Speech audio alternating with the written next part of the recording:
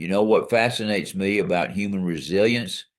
That moment when you think you're entirely done, totally exhausted, and then somehow find this mysterious surge of energy we call a second wind. Today, we're exploring how this concept goes way beyond just physical endurance. The way you put that reminds me of marathon runners hitting the wall at mile 20, but somehow pushing through. Though I have to admit, I'm more like the speaker in this story who spends most of his running time just praying to make it home. Well, speaking of powerful metaphors, there's this incredible image from Ezekiel 37 they reference. Imagine a valley filled with dry bones, and God asks, can these bones live? It's such a striking way to think about renewal and transformation. Hmm. And they're using this ancient text to talk about something very modern, a church's transformation and name change. That's quite a creative connection. You know what really stands out to me? The way they're wrestling with this tension between change and identity. Like that Shakespeare quote they use, a rose by any other name is still a rose. They're essentially saying that while external changes happen, the core nature of a community can remain intact. Well, that reminds me of the rather amusing suggestion to name it the Utter Baptist Church because it was near a dairy. Talk about taking local context to an extreme. Laughs, right? But it brings up this fascinating point about how we view being second, usually as something negative like second best or second hand. But then they completely flip this narrative by presenting second wind as something powerful and regenerative. The way they transform that potentially negative connotation is pretty clever. So, what's the connection between physical and spiritual renewal they're making? This is where it gets exciting.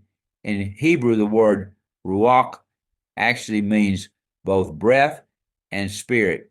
So when they reference Genesis 2:7, where God breathes life into the first human, they're making this profound connection between physical breath and spiritual vitality.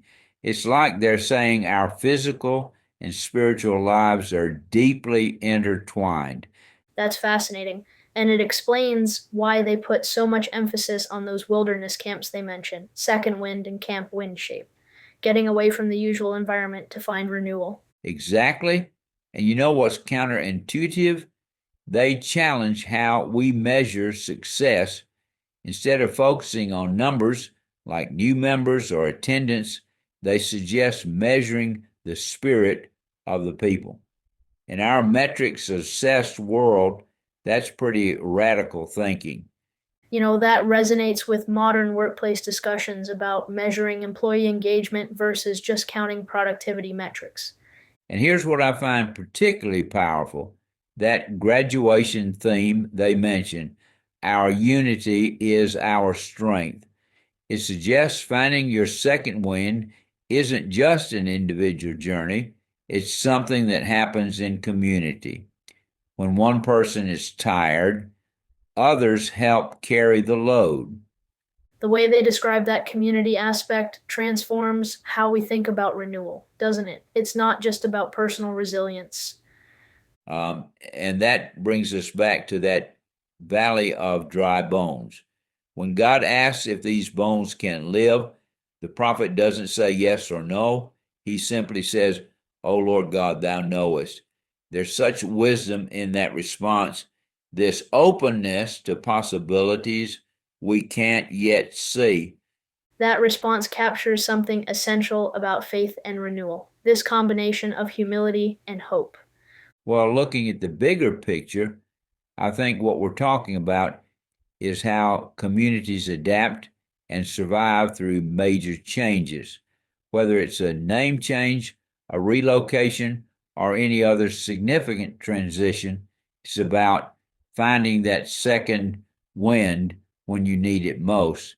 That makes me think about how this applies beyond religious communities to businesses, neighborhoods, even whole cities going through major transitions. You know what?